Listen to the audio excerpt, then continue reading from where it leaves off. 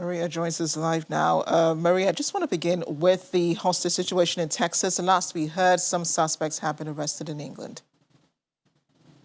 Yes, you're exactly correct. The suspects that have been arrested tied to this, it obviously became a global issue once they started to really realize what this was tied to. When you looked at the gunmen that held those individuals on hostage, and it actually tying to someone who the U.S. at this time has imprisoned for acts of crime, we know that this is definitely not just something that is dealing with internal U.S. terrorism, but this is something that has some global networks. And so that is what the U.S. FBI and obviously those local officers there in Texas were very clear to work together to collaborate to ensure this became under control. It was quickly brought to the attention that this was a terrorist attack. This was not just someone that went inside of a synagogue, but this was actually due to something much larger than just the individuals at that church.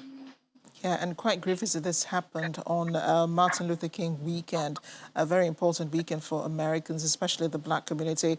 But moving forward, is the president's voting bill, what's the snag here? The real issue here is many of the voter suppression laws that are being put in place in various jurisdictions in very specific states across the country. And many Republican lawmakers are not willing to lift some of those voter suppression challenges that would definitely really deal with the counting of votes.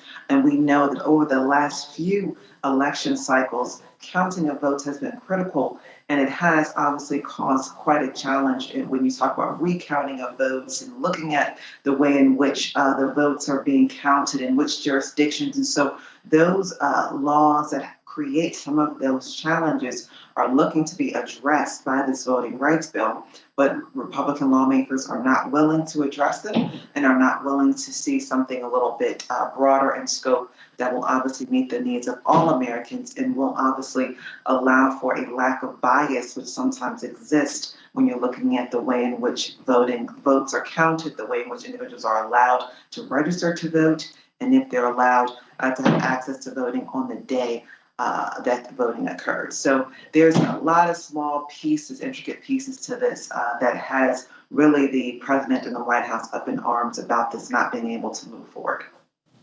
Yeah, and Maria, just finally, I'm going to talk about this in a minute, but the freezing temperatures across certain parts of the U.S. and, of course, Canada since Sunday. I know some parts of the U.S. might be used to this, but from what the weatherman is saying, this is anything but usual, right? Anything but usual, even for the East Coast region.